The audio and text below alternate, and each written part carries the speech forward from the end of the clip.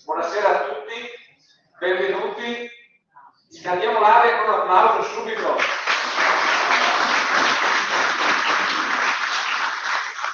Allora, stiamo aspettando la Presidente della giuria. D'altra parte, quando si parla di matrimonio di notte, cosa succede il giorno del matrimonio? Chi è che si deve aspettare? E quindi, che giornata oggi, come è giusto che sia, aspettiamo la Presidente di giuria. Non poteva arrivare subito, se no il pathos della serata non c'era. E quindi, ecco, quando arriva la vedremo con l'applauso, perché, ecco, anche per ringraziare tutto quello che ha fatto, ma anche perché, insomma, oggi è veramente l'ospite della donna, è giusto che arrivi come la scusa meritata. E quindi siamo ben in linea con la serata. Volevo approfittare intanto per salutare tutti voi presenti, ospiti, familiari, tutti, e ringrazio la presenza qui dell'assessore Denis Braccio, che si alza, facciamo un applauso, la conoscete da tutti, ma la ringraziamo, grazie assessore alla cultura sociale del Comune di Villelago, che oggi comprende esattamente quello di cui ci occuperemo. Vorrei innanzitutto salutare tutte le residenze collegate, che noi non vediamo qui, ma sappiamo che tutte le residenze della Fondazione sono collegate, e quindi da Villelago vi mandiamo un bel saluto con un applauso. Salute a tutti. Stiamo vedendo, come vedete qui in sala ci sono dei telefonini, in effetti sono delle telecamere, quindi attenzione a qualsiasi gesto che fate, perché vi vedono in mondovisione per tutta la regione Veneto con le residenze della Fondazione. Quindi è un'occasione oggi in cui tutte le residenze della Fondazione sono collegate, perché stiamo condividendo insieme questo momento di gioia.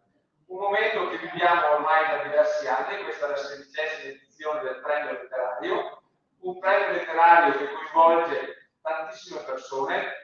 Gli elaborati che arrivano alla giuria sono circa 150 e ormai ogni anno sono questi i numeri che si vedono. I partecipanti sono di varie età, vedrete prima andiamo dai 30 ai 100, non 100 non per modo di dire, ma 100 esattamente.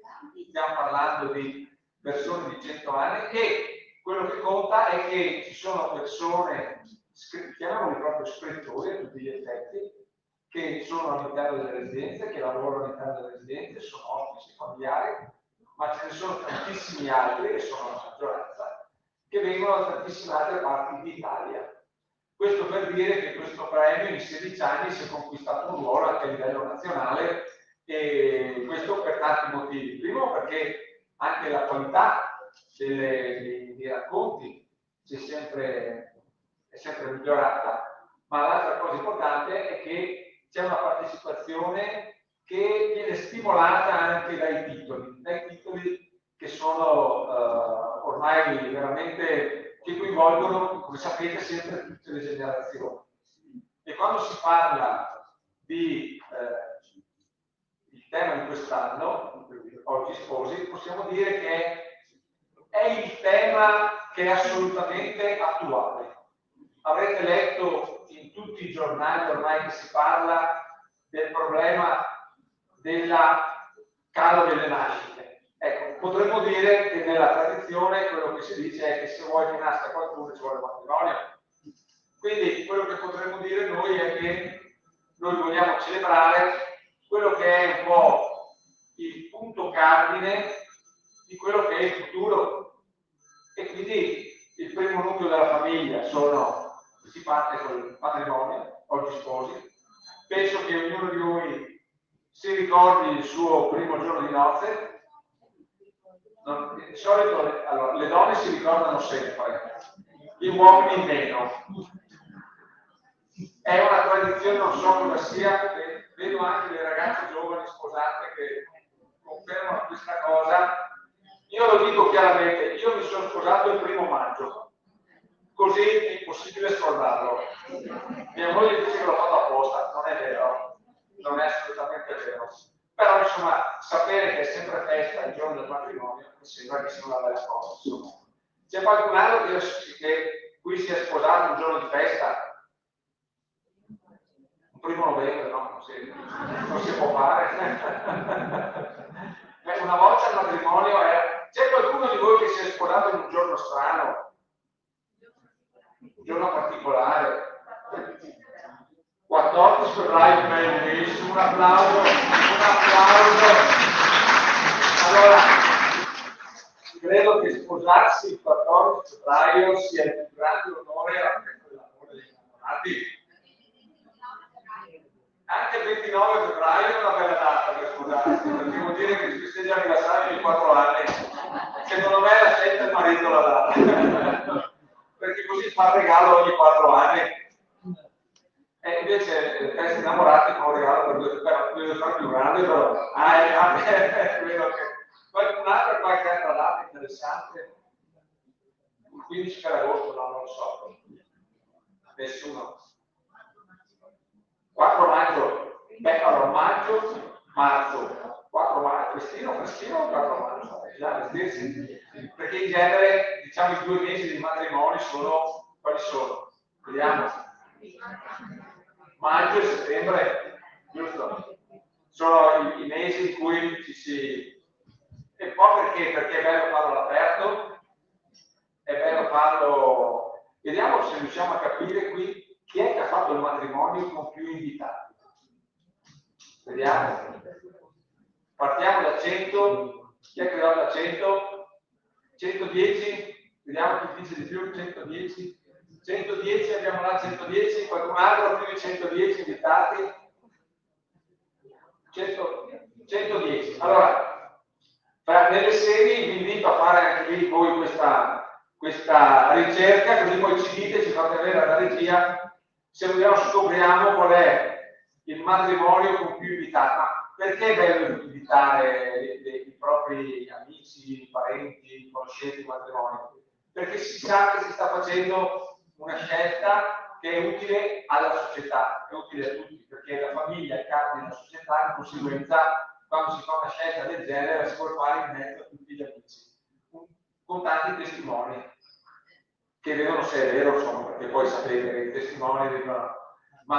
E quindi ecco, la festa del matrimonio è una festa, diciamo, è sicuramente una festa della società, della comunità, chiamiamola così, una festa della comunità, perché si sa che quell'impegno è un impegno per tutti, perché poi quella famiglia avrà dei figli, ci saranno dei nipoti, qui diciamo che è proprio il segno della crescita, il segno del futuro. E quindi ecco che quando si parla, sapete che oggi si parla, diciamo prima, dell'inverno demografico, ecco, sicuramente, probabilmente deriva anche dal fatto che c'è un po' una diminuzione dei matrimoni, c'è un po' una riduzione di queste scelte di impegno, scelte di futuro. Quindi questo è un po' quello sul quale bisogna prendere iniziative. Certo, noi non siamo i primi impegnati in questo, però ecco, sapete che è un tema importante. E questo possiamo dire che, ecco, i nonni sono quelli che vorrebbero sempre avere dei nipotini, vero? Sì, vorrebbero sempre. Chi è che ha tanti nipoti? Vediamo chi è che ha. Quanti nipoti ha? Chi ne ha tanti? Quanti ne ha? 5 nipoti. Vediamo chi ne ha di più. 9 nipoti? Quanti? 5 nipoti, siamo a 9, qualcuno ne ha più di 9? Bisnonna di 5. 25 nipoti. 25 nipoti, un applauso.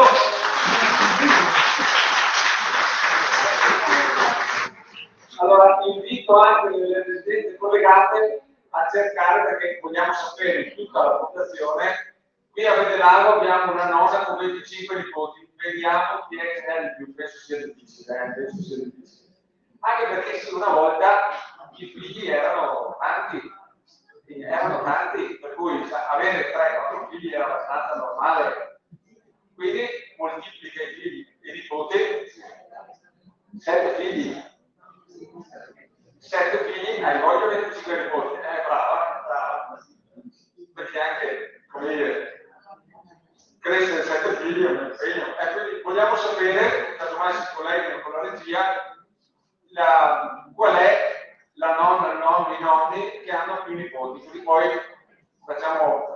vediamo chi sono. Vogliamo sapere chi ha il matrimonio con più invitati e i nonni con più nipoti. Quindi, ecco, diciamo che questo premio nasce proprio con, tra l'altro, lo dico perché è una coincidenza, oggi vengo da un convegno di importanza nazionale all'Università di Venezia, Università Ca' Foscari. Si trattava del tema delle buone prassi per promuovere l'invecchiamento attivo. La Regione Veneto ha istituito una legge dove mette dei fondi con dei bandi per dei progetti per l'invecchiamento attivo. Vi dico già che la Fondazione della Immacolata Concezione sono ormai 6 anni che vince questi progetti e li vince anche insieme ad altre associazioni. Sapete che la tradizione della Fondazione è sempre quella non solo dell'accoglienza, ma anche di promuovere il ruolo del protagonisti della longevità. E devo dirvi che i ricercatori universitari, c'era l'Università di Venezia, l'Università delle Marche, l'Università di Napoli, Tor Vergata di Roma, poi c'era alcuni centri di ricerca, l'Organizzazione Mondiale della Sanità, hanno elaborato delle teorie per l'invecchiamento attivo, cioè che cosa serve per invecchiare in modo attivo. E devo dirvi che se avessero descritto le attività che ci sono all'interno della Fondazione avrebbero scritto esattamente la stessa cosa, perché hanno detto chiaramente: primo, la cosa più importante è avere delle relazioni. È assolutamente provato scientificamente con ricerche che quanto più ci sono relazioni, tanto più esiste, si allunga la longevità. Seconda cosa, i rapporti intergenerazionali, con 25 nipoti sono garantiti. Però, ecco, diciamo che all'interno della Fondazione, sia a Vederago che in altre realtà, abbiamo la presenza sia degli esili ma anche di ragazzi che frequentano. Quindi i rapporti intergenerazionali sono importantissimi per l'invecchiamento attivo. Terza cosa, l'alimentazione. Sana alimentazione. Questo significa che l'alimentazione non è solo qualcosa che ci fa stare bene, ci fa stare in compagnia, ma è qualcosa che ci cura, qualcosa che ci mantiene sani. Sapete che per la Fondazione quanto è importante l'alimentazione. Veniamo dal 14 ottobre dove abbiamo festeggiato i nostri cuochi delle nostre cucine che hanno realizzato quello che è stato questa gara di chef per proprio provare la loro capacità di fare cucina. Abbiamo le informazioni della regia. E quindi questo è un altro elemento. L'ultimo elemento di cui si parla per l'invecchiamento attivo è fare movimento, non essere sportivi, quello è il massimo, fare movimento, essere sempre in movimento. E questo, da questo punto di vista, questi ricercatori hanno definito questi caratteri dell'invecchiamento attivo. Quindi voi sapete che all'interno della Fondazione queste cose le curiamo da molto tempo e quindi siamo sostanzialmente in linea non solo con la condotta, ma con il mantenimento. E le iniziative come quella di oggi che mette in relazione con il premio letterario tutte le generazioni, facendoci conoscere fra tutti, ci possono aiutare proprio in questo.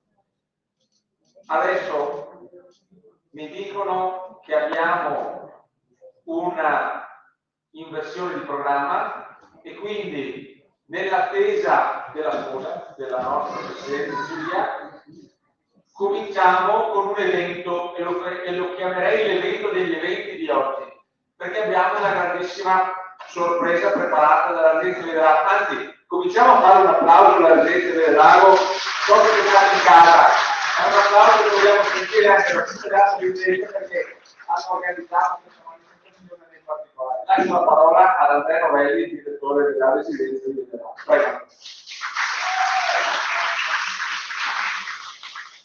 Mi sentite? Sì? Allora, l'anno scorso, quando ci hanno detto la prima volta l'argomento del premio letterario, abbiamo iniziato a pensare e ci è venuta l'idea qual è il momento più emozionante di un matrimonio? Penso che se lo chiedo a voi, il 99% mi dice l'ingresso della sposa. Quello che ci muove qualcosa, quello che ci fa sentire, fa scendere sempre una lacrima, già anche quelli che hanno un cuore di ghiaccio. Quindi abbiamo cominciato a chiedere un po' alle donne del territorio, un po' alle nostre colleghe, un po' alle volontarie, e siamo riusciti a recuperare dei vecchi, bellissimi abiti da sposa.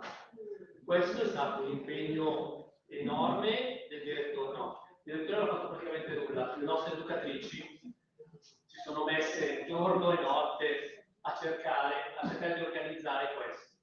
Vi devo ringraziare moltissimo, oltre l'assessorato alla cultura, che ci ha dato una mano del braccio, le studentesse della Livido Rocco che hanno indosseranno i nostri abiti da sposa, i ragazzi della Livido Rocco che faranno da cavalieri, perché per una bellissima donna deve esserci un forte uomo vicino sempre.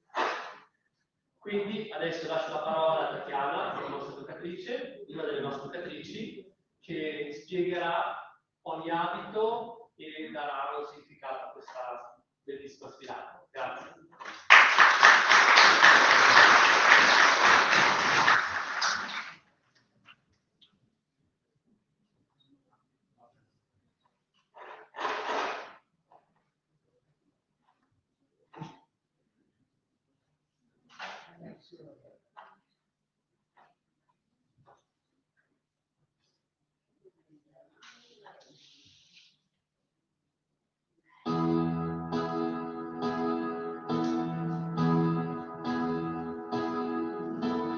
Vivo per lei da quando sai, la prima volta lei potrai, non mi ricordo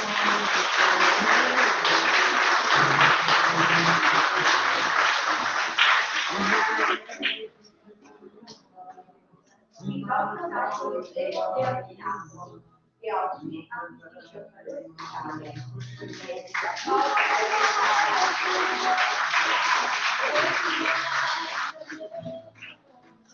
Tutti quelli che hanno bisogno senza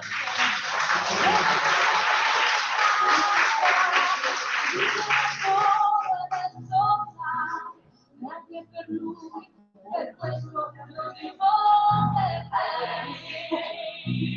Allora, la sua sposa per una cosa che ricordava una città è la sua mamma, altrimenti la città si ad accompagnarla è il dottore Alberto.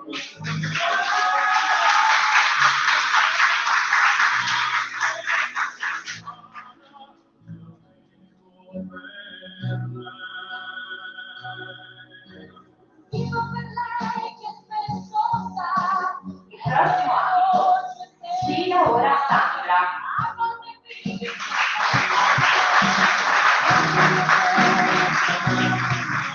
È la volontaria dell'associazione Vada.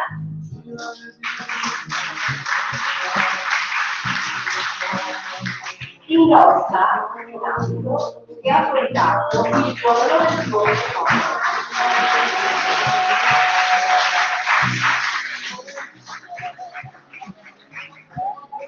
La compagna di uno che ancora oggi è il suo compagno di vita.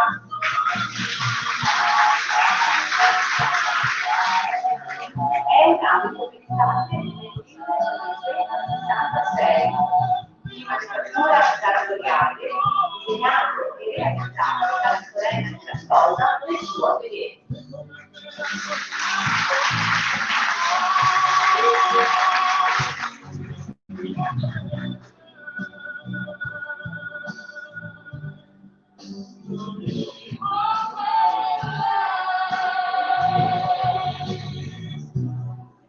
Perfetto anno.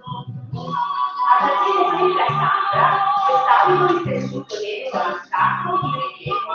È indossato da Diana. Una delle sue della storia di Bologna, accompagnata da un altro. È stato pensato sempre dalla sorella della sposa per la festa finale successiva all'orchestra.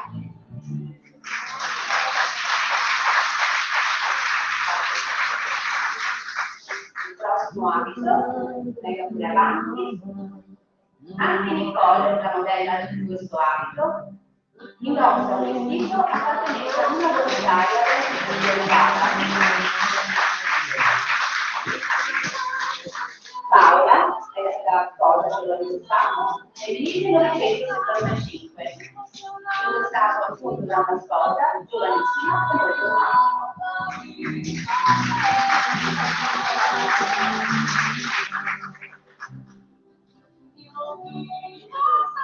prossimo atto. Lauretta indossa un abito dai riflessi alla verità. Fatto perché la sposa è l'evoluzione di suo francese. Appartiene a Franca, una dipendente della residenza di Milano, che si è sposata nel 1953. Siamo negli anni 80. La modella Anita indossa l'abito della figlia della nostra volontaria Maria. È un abito proveniente negli anni caratterizzato da ampi volumi e da spessi diciami sul corpetto.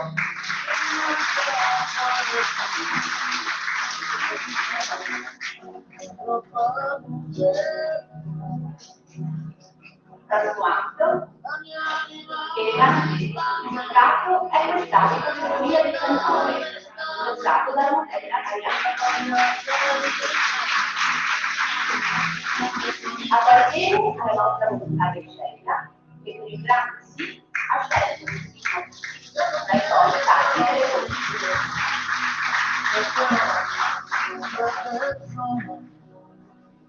Sfida ora un abito mai lo giuro, ma se tradisci non perdono.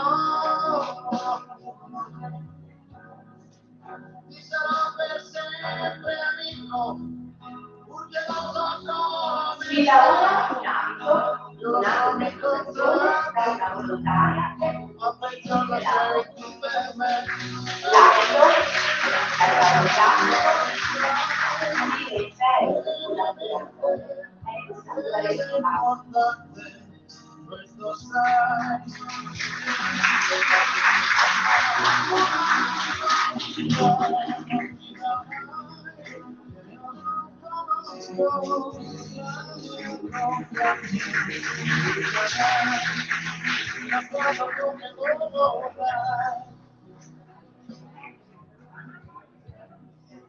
Due caratteri diversi. Prego, Loralina, indossa un abito di Polerina, indossa un abito che appartiene a una volontaria del gruppo Sicurezza. È un abito molto elegante, dal leggero, di movimento, la vedete poi di fronte.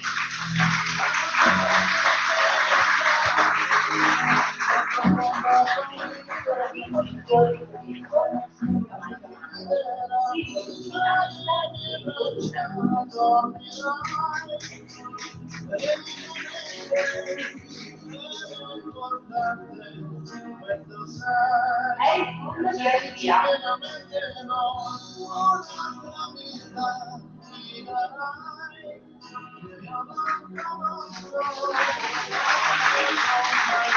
Anche questo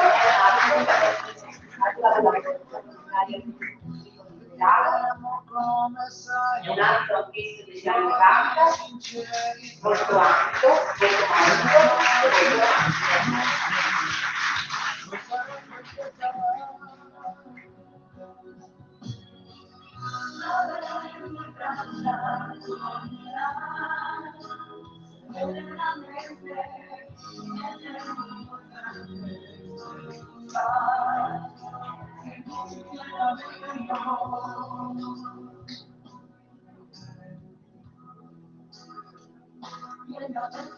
momento dell'atto finale di questa sfilata.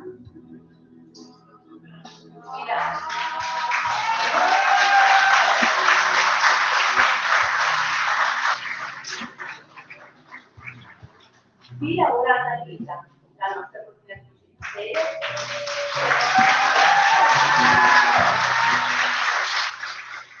È un ambito per noi molto prezioso, molto significativo. È stato realizzato infatti dalle abili mani delle nostre ospiti, con l'aiuto e con la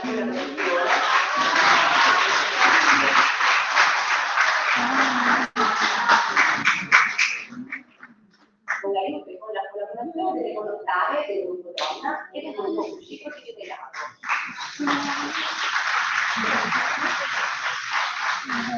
Lo hanno istituito con il fiore di tessuto con la tecnica del fucico.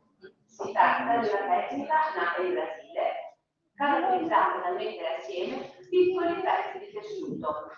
Nel fare questo, le donne condividono le proprie storie di vita, esattamente come hanno fatto le ospiti e le volontarie nell'occasione di questo laboratorio. Possiamo proprio dire che questo abito è il riassunto di tante storie, dell'unione di tante storie e di tante generazioni. È per questo che per noi rappresenta il senso del premio letterario Civitas Vitae.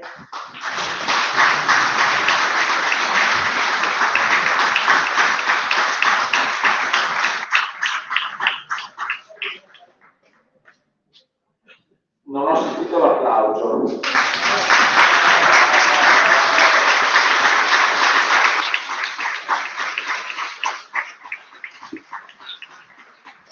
Devo dire che siamo emozionati e sicuramente presso le serie hanno goduto uno spettacolo bellissimo. Avete visto che modelli, ma soprattutto avete visto una giornata come fosse un grande matrimonio. Chi di voi si è ricordato sul matrimonio? Tutti.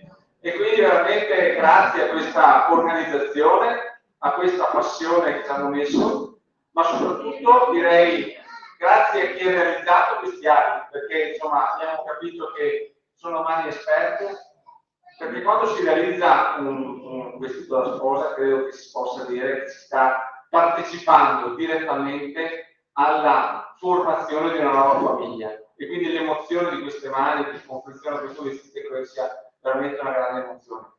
E direi di fare proprio un applauso a tutte le sarte che hanno fatto vestiti da sposa.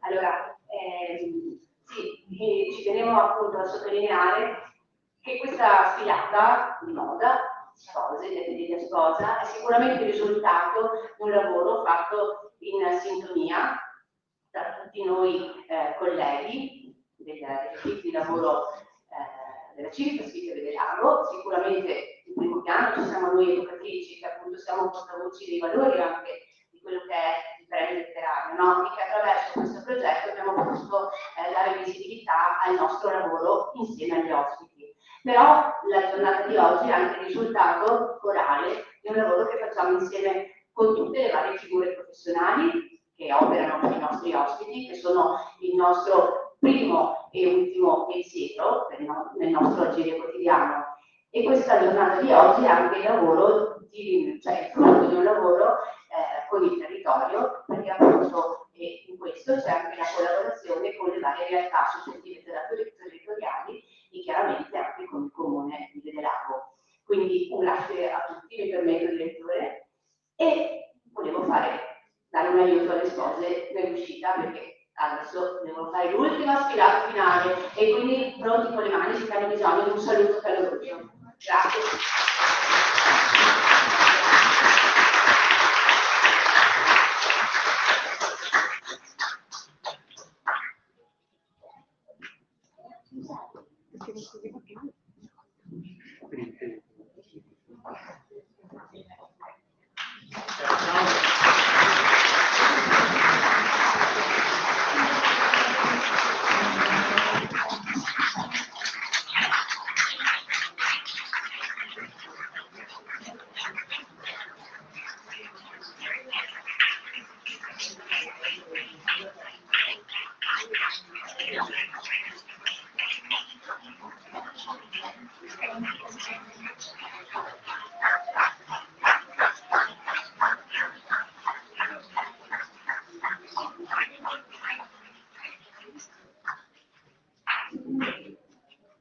Bravi, bravi, bravi. Allora adesso, proprio perché abbiamo visto protagonisti, quelli che in tutte le residenze si interfacciano, coordinano, seguono l'attività di questo premio, ma poi anche di tutte le altre attività che si svolgono all'interno della Fondazione, abbiamo un filmato che un po' vuole sottolineare queste capacità, queste potenzialità che gli educatori esprimono in tutte le residenze. Quindi prego la regia di lanciare questo filmato. Grazie. Buongiorno a tutti, siamo le educatrici della Civitas Fitteve del Lago e oggi siamo qui a rappresentare tutte le educatrici e tutti gli educatori della Fondazione Opera Immacolata Concezione. Innanzitutto desideriamo ringraziare la Fondazione per la promozione del concorso letterario e fotografico, che costituiscono due momenti fondamentali con i quali l'OEC valorizza la longevità, qualificandola come risorsa di coesione sociale e incontro tra le generazioni. Per noi educatori questa è un'importante occasione per concretizzare il nostro lavoro. Ci permette di valorizzare gli ospiti residenti attraverso le loro storie. Gli ospiti sono storie da raccontare e da ascoltare, sono persone che hanno valori da trasmettere, sono capaci di emozionarsi e di far emozionare. Le storie uniscono, appassionano, arricchiscono e sono occasioni di riflessione per chi le legge e per chi le ascolta. Sullo stesso tema ogni servizio socioeducativo partecipa anche con delle foto che rappresentano frammenti di vita vissuta in residenza. Si tratta di momenti che ogni servizio socioeducativo promuove e organizza con i familiari e con le realtà proprie del territorio. Noi educatori ed educatrici ci impegniamo perché le nostre residenze siano luoghi dove le persone si incontrano, condividono momenti ed esperienze. Luoghi vivi, ricchi di possibilità, di incontri e di relazioni. I temi proposti fino ad oggi, oltre ad essere significativi per l'esperienza di vita delle persone, sono stati scelti anche perché ognuno di noi potesse riflettere sul rapporto tra le generazioni. Anni fa, durante un incontro con gli educatori, per spiegarci la funzione della narrazione, la presidente di giuria, la dottoressa Antonia Aslan, ha usato un'espressione che ci è rimasta impressa. C'è sempre una strada, diceva, tra un cuore ed un altro. Questo ci ha aiutato a capire come le storie che raccogliamo per il concorso non solo uniscono le persone, ma rappresentano proprio le strade che possono collegare le generazioni. E il valore aggiunto del nostro lavoro, del lavoro degli educatori, sta proprio qui, nel fare in modo che le storie di ieri e le storie di oggi si incontrino e creino degli album di vita in un continuum tra il passato e il presente. Come negli anni precedenti, anche i racconti di questa edizione, dedicata al matrimonio, saranno raccolti in un libro. Ecco, il nostro invito è questo: quando li leggerete, fatelo con la consapevolezza del profondo valore che hanno. Vi ringraziamo per l'ascolto e vi auguriamo buon proseguimento.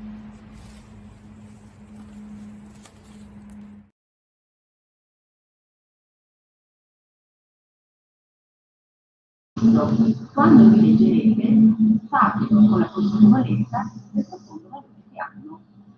Vi ringraziamo per l'ascolto e vi auguriamo buon proseguimento.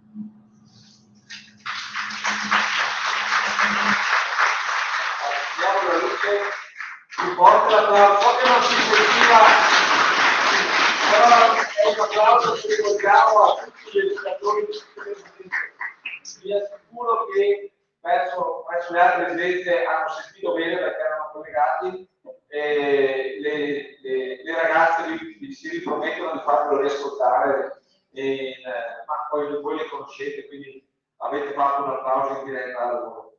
E quindi ecco, riconosciamo questa l'importanza sempre di questi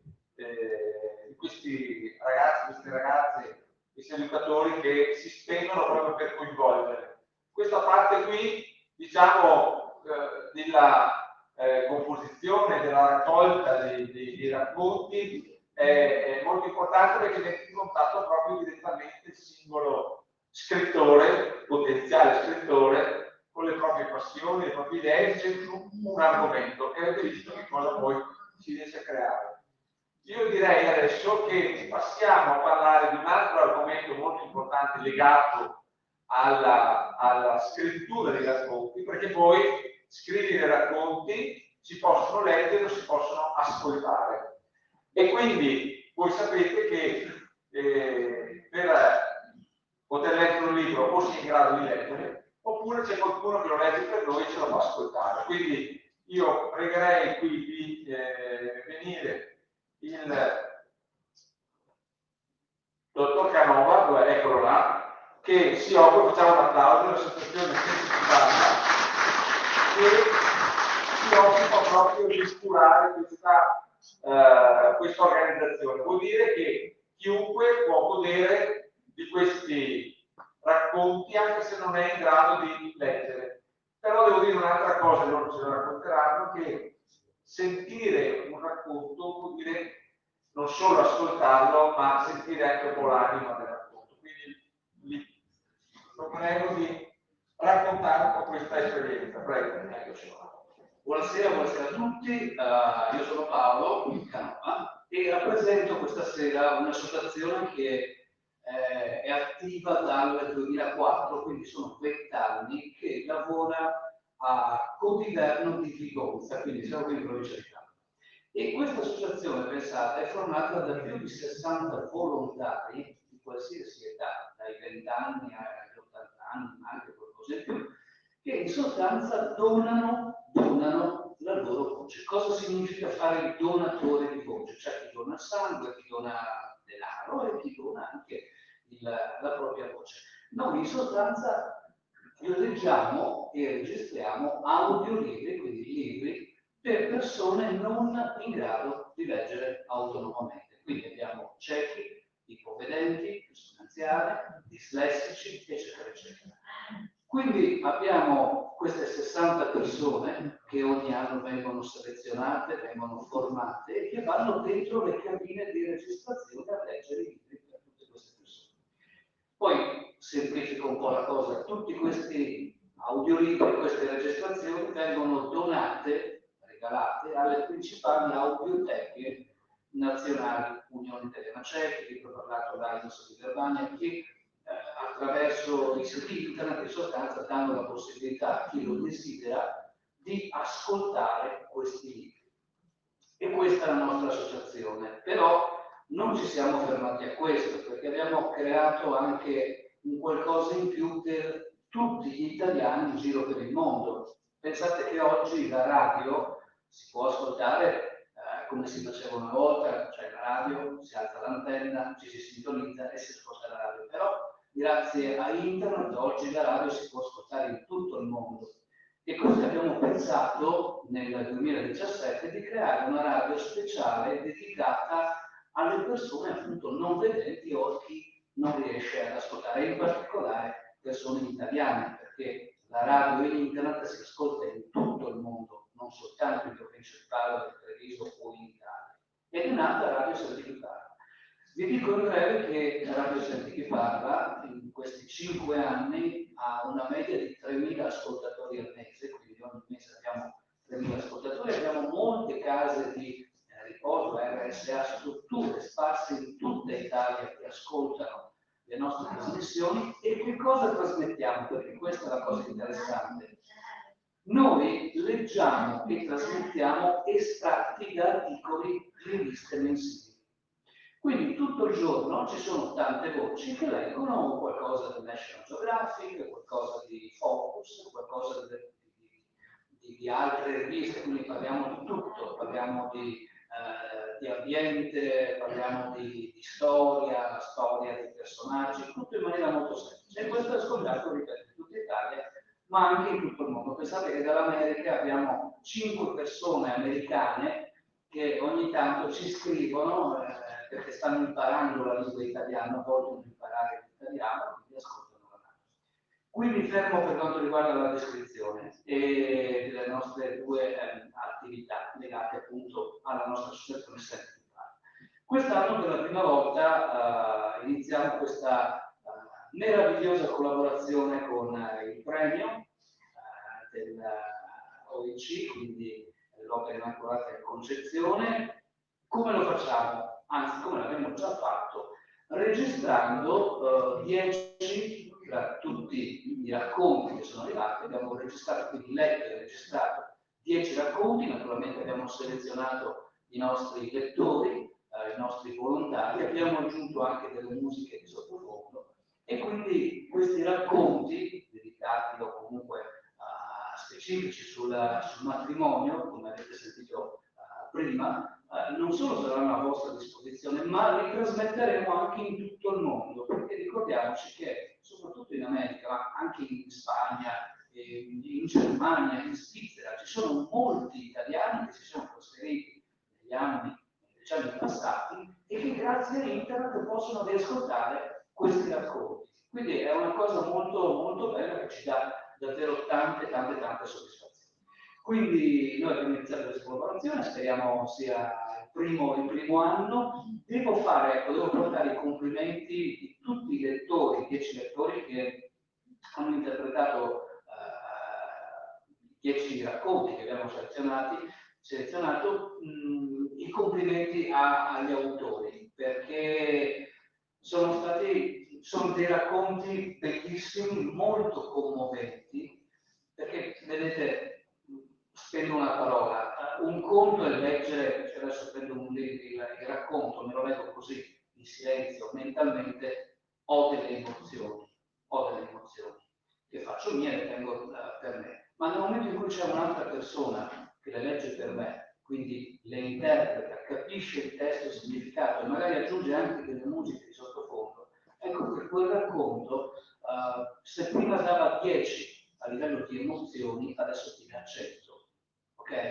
Quindi i testi selezionati sono bellissimi, ripeto, e io mi auguro che questa collaborazione anche con l'associazione che rappresento, Senti di Parla, possa continuare anche l'anno prossimo. Ringrazio anche Guido e Chiara, ovviamente, che ci hanno un po' coordinato, ci hanno aiutato in questo senso. Grazie, un applauso perché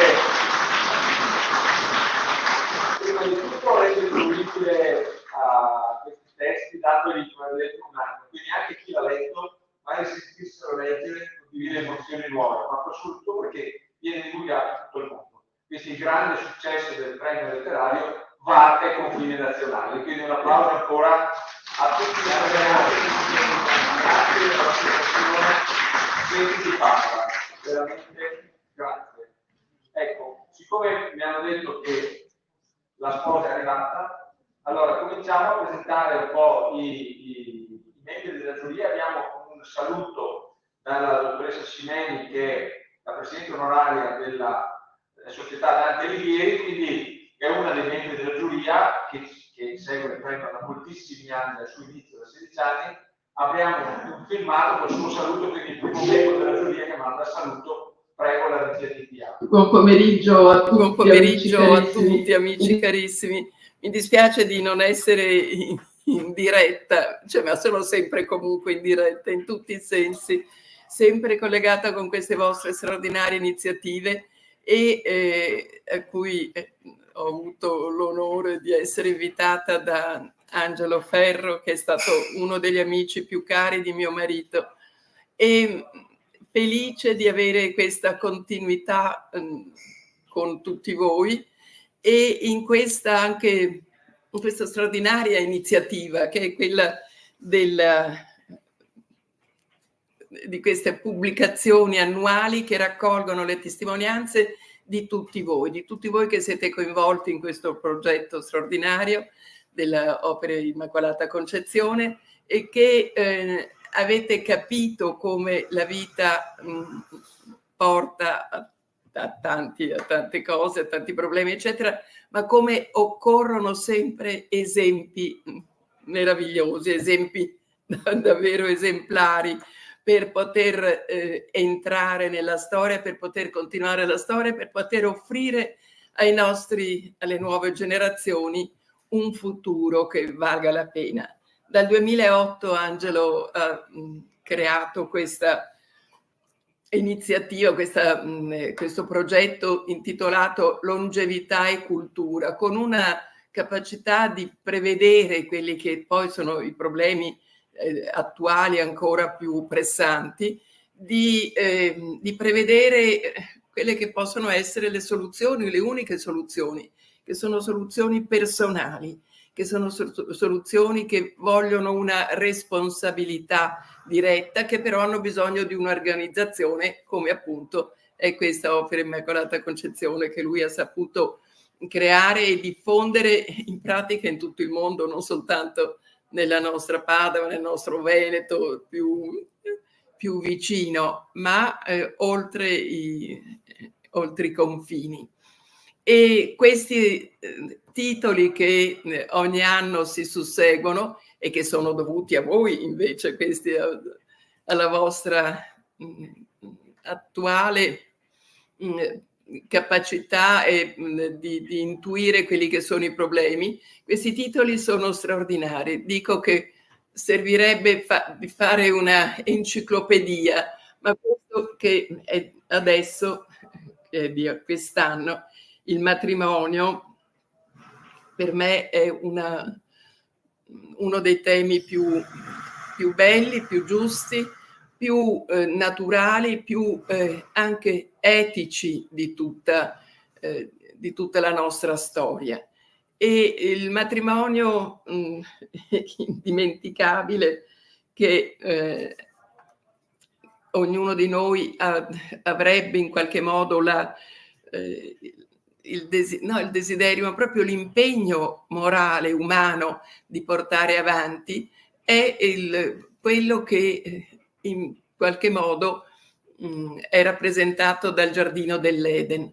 E noi dobbiamo avere cura del Giardino dell'Eden, cioè della nostra terra, ma dobbiamo anche avere cura della nostra reciproca responsabile legame, del nostro legame responsabile reciproco che scegliamo noi liberamente. Dio ce l'ha proposto come modello, ci ha anche suggerito, e le storie ce lo raccontano, ci ha suggerito quelli che sono i terribili problemi che possono insorgere e che però sono quelli che noi abbiamo il potere, oltre che il dovere, di risolvere. E credetemi, leggere le vostre testimonianze è stata un'emozione particolarissima per me.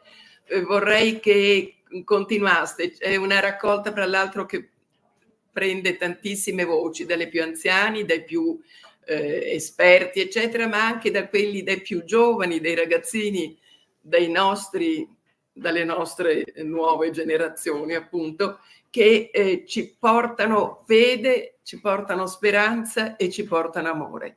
Leggetelo. Grazie di tutta la vostra partecipazione, grazie naturalmente agli amici dell'OIC, vorrei nominarli uno per uno, ma sono tanti, grazie al cielo. E grazie a tutti voi di cui ho imparato a conoscere le storie. All'anno prossimo, vero, spero? Grazie infinite.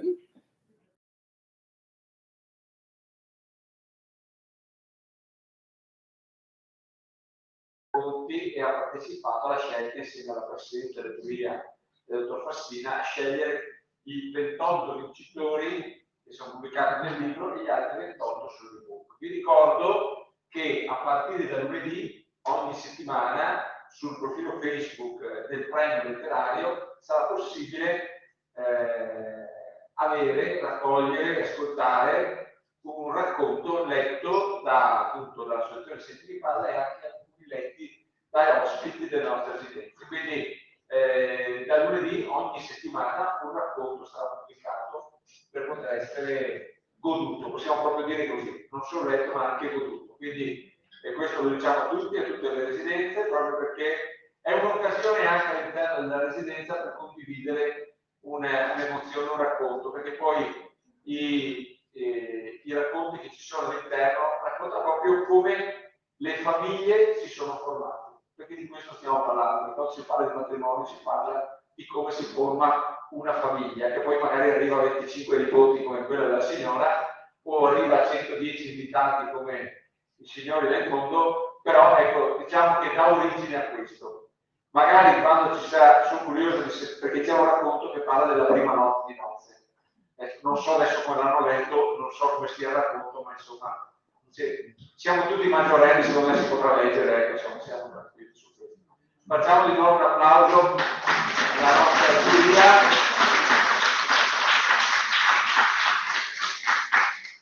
Ecco, io in questo momento stiamo in attesa della nostra Presidente, o se no possiamo lanciare il premio fotografico, che così non lo lanciamo più fotografico. Dalla giuria mi dicono di attendere. Diamo un momento di... li vedete tutti questi buchetti davanti? Secondo voi cosa faccio alla fine? Se lo sposo lo lancia, chiamerò qualcuna che lancia qualche... Vediamo chi lo prende. Allora, potremmo, visto che ne abbiamo parlato, lanciare proprio i nomi dei vincitori. Quindi lanciamo un po' il supporto della regia per far conoscere i nomi dei vincitori. Qui abbiamo i libretti già pubblicati, quindi io so già chi sono i vincitori, ma non ve lo dico. Adesso vediamo dal filmato chi sono i 28 vincitori pubblicati negli anni 28. Un applauso per tutti, grazie.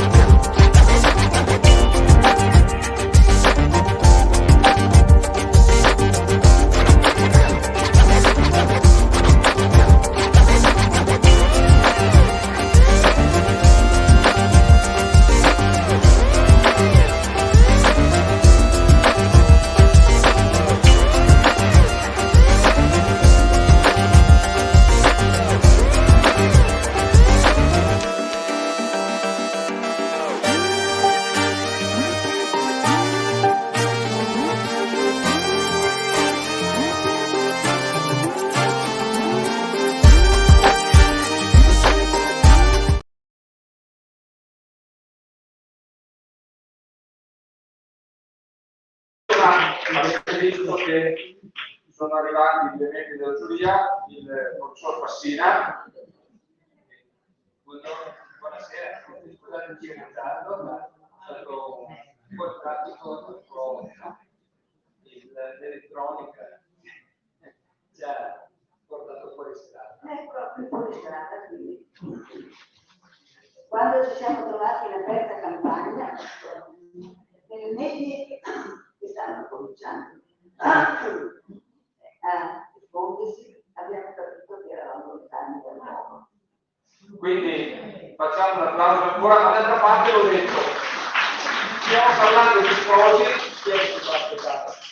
E quindi abbiamo fatto... Allora, intanto la presentazione della professoressa Antonia Aslan penso sia è quasi superflua, però due o tre cose dobbiamo dire. Scrittrice di successo, conferenziere in tutto il mondo, premi letterari, non li elenco perché sennò andiamo ancora in ritardo, docente universitaria, l'anno scorso ha vinto il premio Commisso, premio letterario importante, cura delle rassegne letterarie, e quindi abbiamo veramente l'onore di averla come nostra presidente di giuria, il professor Fassina, che è presidente della società Cleo, che è editrice di questa rassegna letteraria, docente universitario anche lui di anatomia patologica, poi presidente anche di diversi enti musicali, perché è una appassionata anche di musica, e quindi abbiamo due eccellenze, ma io direi di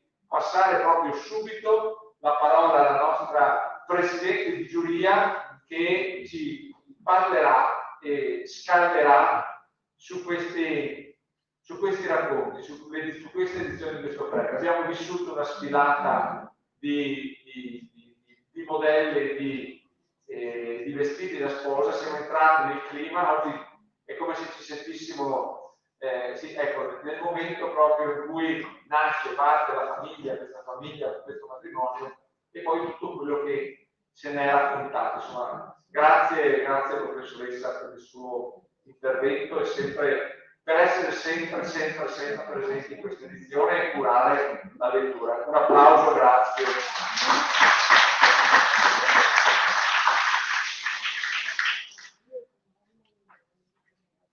Introdurre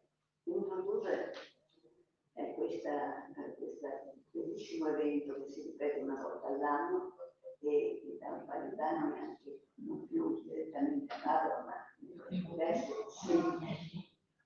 nelle diverse sedi dell'UC.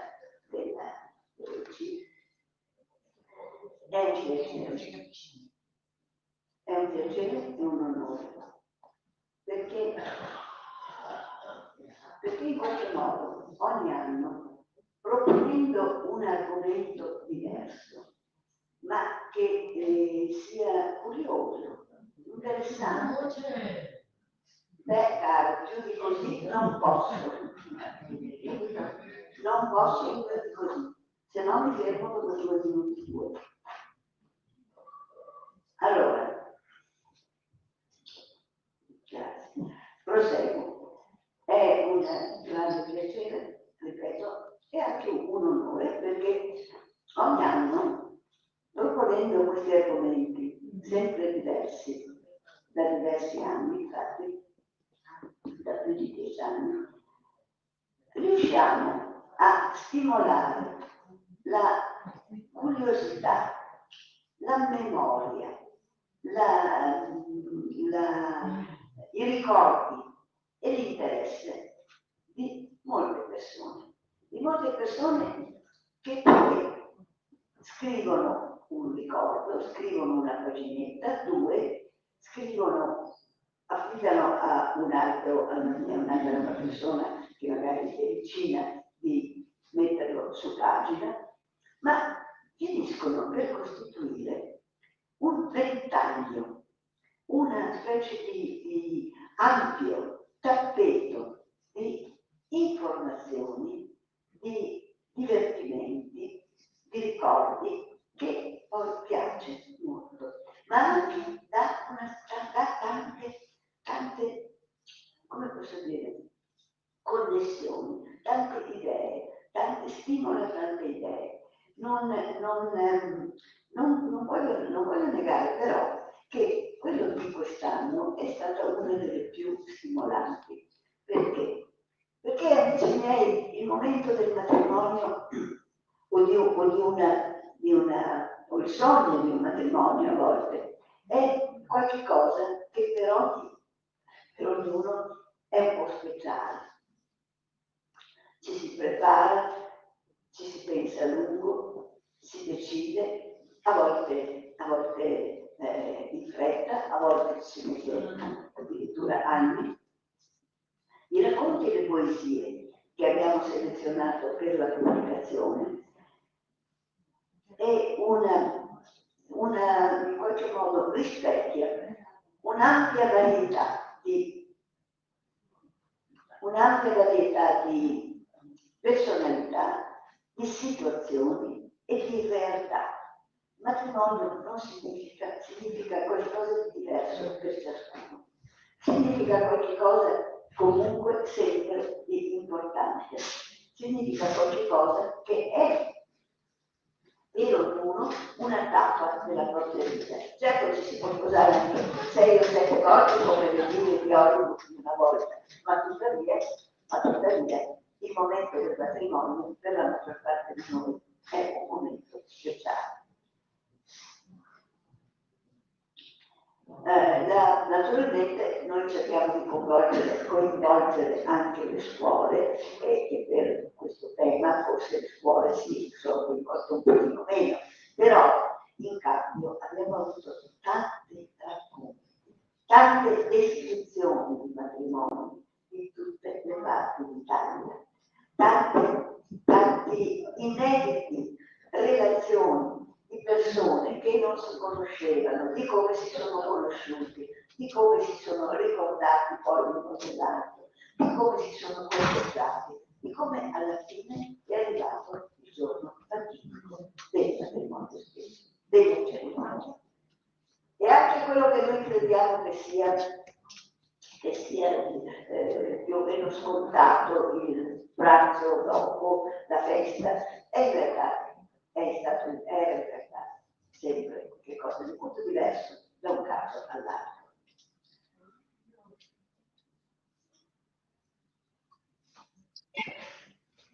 Ma noi qui io lo dicevo tutti, ma noi mi sembra un ideale, ma in cui un piccolissimo spazio, in cui ogni colore, ogni sfumatura di colore rappresenta una delle persone che si aveva, che era generosa, da storie del proprio matrimonio. E io sono ricordi preziosi, condividere è enorme, ma è anche dare una responsabilità a chi è solo. E allora situazioni, ricordi, enormi temi a cui sono riferiti, erano tutti pezzettini tasselli che venivano con questo quadro bello, positivo. Cosa ne viene fuori? Una fiducia nei corpi, una piacere nei corpi, un sapere che sei vissuto insieme a un uomo, una donna che abbiamo scelto per andare piano. E la libertà è il ricordo del certo. Questo non sono però cose importanti di cosa. Non è che questi racconti siano racconti non sono romanzi, sono racconti realistici, sono racconti realistici. Le persone che si posano all'ignoranza, si come la guerra mondiale, e c'è poco studio, e c'è poco la possibilità di fare, però è stato buono. Allora si procura magari queste nostre non fare strane, con una torta casalinga, ma lo si fa così un po'. Niente di per tutti, niente di parola, ma un'arte autentica quotidianità. Non dicevamo prima cellulare appunto subito dopo la guerra, con un po' di cibo di mangiare. C'è il signor Walter che a 102 anni racconta con molto brio di aver chiesto la mano alla sua amorosa in un modo molto poco romantico, perché gli ha detto: ciò Silvana, voglio sposarmi, e questo perché aveva trovato un lavoro. Ma ricorda, la moglie è morta, ricorda la sua bellezza, la sua vivacità, la sua intensità. E c'è la storia di Tesorina, una cuoca di campagna, che non si è mai sposata personalmente, ma che era una cuoca di matrimonio, andava in giro a fare le cene, a fare i pranzi di nozze, e racconta così: io non mi sono mai sposata, ma ho avuto la fortuna di vivere non uno, ma di 20 matrimoni. questo l'ho trovato particolarmente delizioso, anche perché non è una donna frustrata che dica purtroppo non ho trovato nessuno, no, lei è felice della felicità degli altri. C'era anche una storia curiosa, un pranzo per il 62esimo anniversario di un matrimonio che è descritto dalla cameriera del ristorante dove si svolge. Ma questo 62esimo anniversario è inaspettato, eppure tenerissimo. Non svelo la fine perché è veramente una storia a sorpresa. Oppure la storia intitolata Un matrimonio per quattro, la storia di due sorelle di Oderzo, di una frazione di Oderzo, esattamente col Francuri, che hanno un unico vestito di taffetà azzurro. Quindi non pensavano che dovesse essere per forza bianco. Se lo erano fatte loro, un vestito di taffetà azzurro che doveva servire a tutte e due. E si sono sposate con due fratelli, un anno dopo l'altro. E dopo le due famiglie sono sempre vissute insieme. Anche questa è una storia deliziosa, nel suo che, perché non è raccontata con l'idea di dire poi è stato tutto rosa, no, abbiamo avuto i nostri pro e i nostri contro, le nostre difficoltà, ma siamo rimasti insieme con gioia. Dappertutto, insomma, e concludo, si respira quel realismo pratico, tutto italiano, e quella certezza dei ruoli, e insieme sicurezza di sé, che vede nel matrimonio, nell'istituto del matrimonio, non soltanto una scelta così occasionale e emotiva, ma proprio il fondamento della società, il procedere insieme di due esseri che si sostengono uno con l'altro, conoscono i difetti l'uno dell'altro, ma se li capiscono tra loro e si perdonano. Questo senso dell'accettazione e del perdono è un senso pacificante, dolce, che percorre tutte queste storie. E io vi ringrazio.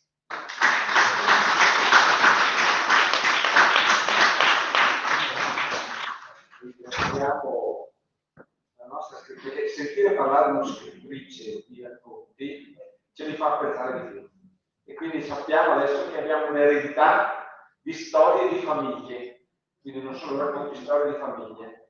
E quando si diceva appunto che forse le scuole non hanno potuto magari partecipare a fare determinati racconti che di solito noi vogliamo, però ecco, sarebbe importante che nelle scuole questi racconti venissero letti per capire le storie, immaginare storie delle loro famiglie. Quindi facciamo veramente un applauso di nuovo alla nostra presidente di giuria che ci ha fatto dare una lettura ancora più profonda di questi racconti.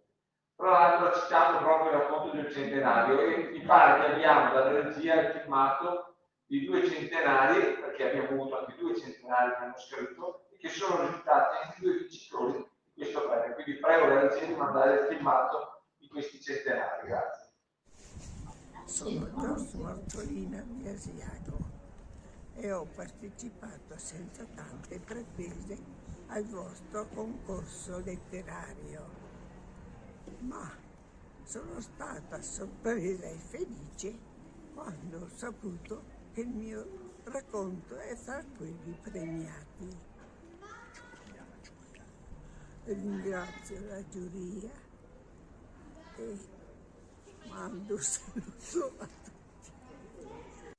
Io sono Vicentin Walter, ossia Walter Vicentin, senza nessun titolo, perché i titoli io li ho aboliti. Io voglio essere io solo e nient'altro, perché ho visto che è passato 3-4 anni che non scrivevo e ho detto io, ma che sia ancora capace di scrivere. E allora ho preso una matita e mi sono messo a scrivere e ho visto che facevo fatica a tenere la matita e a scrivere. Ma guarda, no.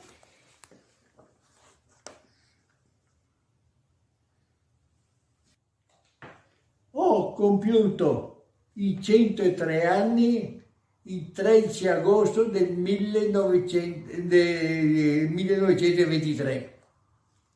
Sono contento di aver vinto col mio racconto. Io vi saluto tutti quanti e braccio a tutti quanti voi altri, sperando che l'inverno che andiamo incontro sia molto potente per voi altri, e se potete andare e se per caso nevica, andate a sciare,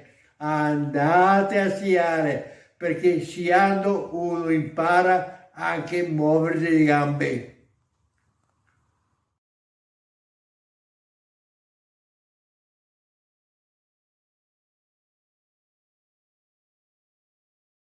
Questo signore è la nostra speranza, perché sapete che in 100 anni ci arrivano soprattutto le donne, ma lui è la nostra speranza perché 103 anni è il felice che è, quindi è il nostro simbolo. Quindi grazie veramente a tutti i partecipanti del premio letterario.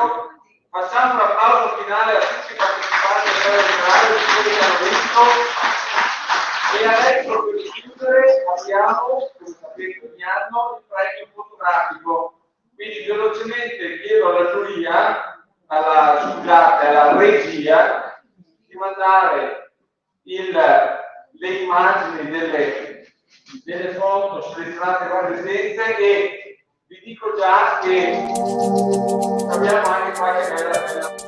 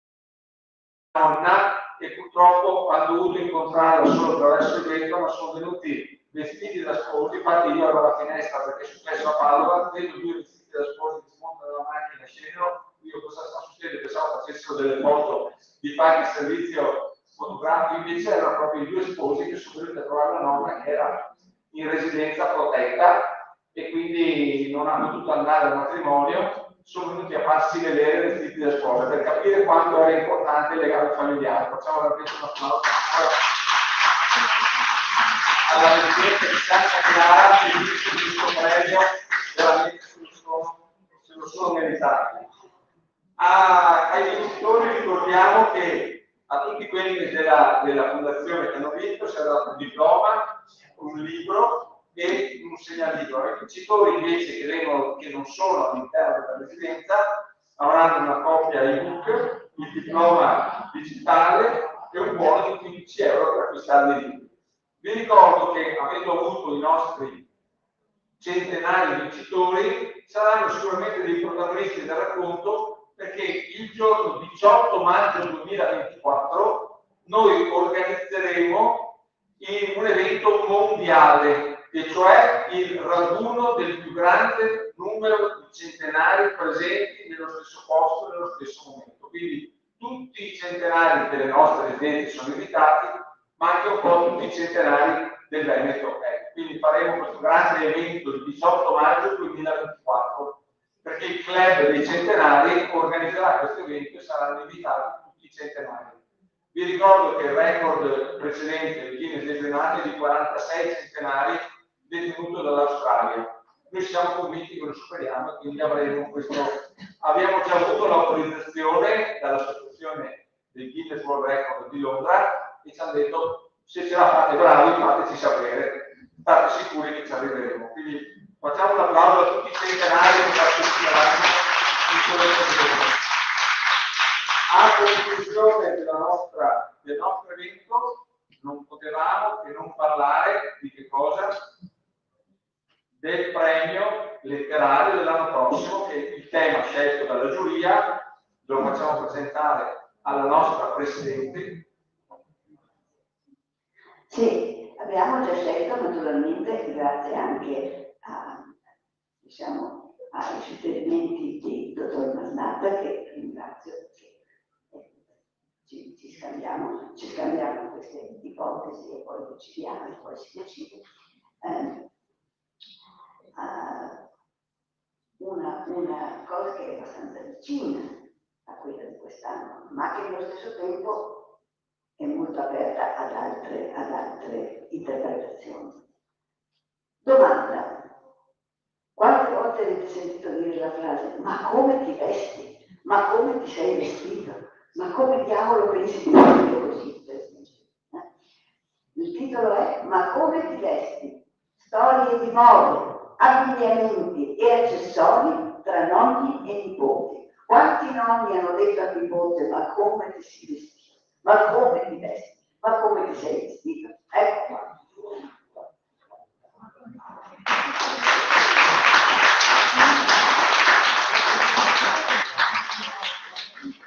Tradotto in veneto, come si può vestire? Come si può vestire? Ecco, raggio temperatore.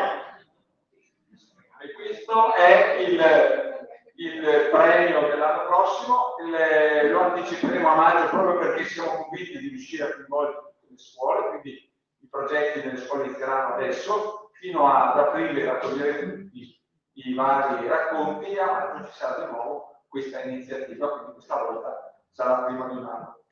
Chiedo adesso un saluto da parte dei nostri membri della giuria, professor Fassina. Grazie, io faccio l'altro patologo, quindi non si sente, io faccio l'anatomo-patologo. Cosa fa l'anatomo-patologo? Studia i pezzi degli organi di un corpo umano. Cos'è il corpo umano? È il risultato, tutti noi siamo il risultato di un atto sessuale che ha avuto successo. Questo atto sessuale che ha avuto successo diventa sacro, diventa benedetto, diventa un contratto con il matrimonio. Quindi vedete che ci sono tanti aspetti che il matrimonio come termine coinvolge. Quello, diciamo così, del culmine, del coronamento di una vita di affetti, dell'inizio di nuove vite e di un contratto che deve durare tutta la vita per la protezione dei figli.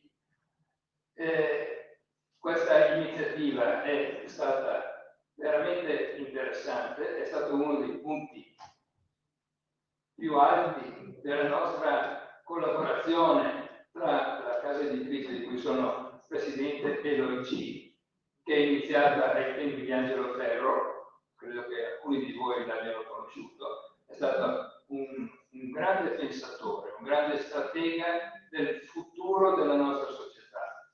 Pensare ai giovani è fondamentale, pensare a tutti quelli che giovani non sono più, ma che hanno meritato un'attenzione e una cura. Allora è quello che i nostri dirigenti stanno facendo con grande successo e credo che voi siate la dimostrazione di tutto questo. L'anno prossimo penso che ci ritroveremo e quindi sarà un'altra occasione per parlare di cose molto interessanti, ma che hanno anche dei risvolti molto laterali, come quelli che vi ho appena accennato. Adesso non abbiamo tempo e non abbiamo voglia, ma l'evoluzione e la formazione di un organismo sono una delle storie più affascinanti che possiamo leggere, studiare e imparare. Infatti gli studenti, quando cominciavamo a parlarne, erano molto attenti, come credo sareste anche voi, se cominciassi a raccontarvi come funzionano queste cose. Naturalmente non possiamo farlo, ma è una delle storie più affascinanti della nostra vita. E vi ringrazio. Grazie per è membro del Consiglio di sorveglianza della nostra fondazione, quindi è proprio parte e conosce benissimo la fondazione, e quindi lo ringraziamo anche per questo impegno. E il saluto finale dalla nostra Presidente di Giulia. Grazie. Saluto finale brevissimo, con augurio a tutti di leggere il libro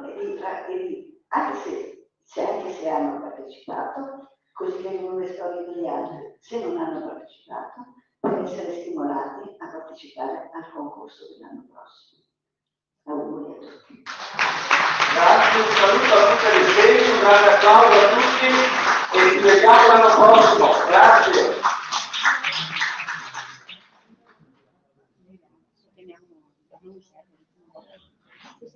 Maria.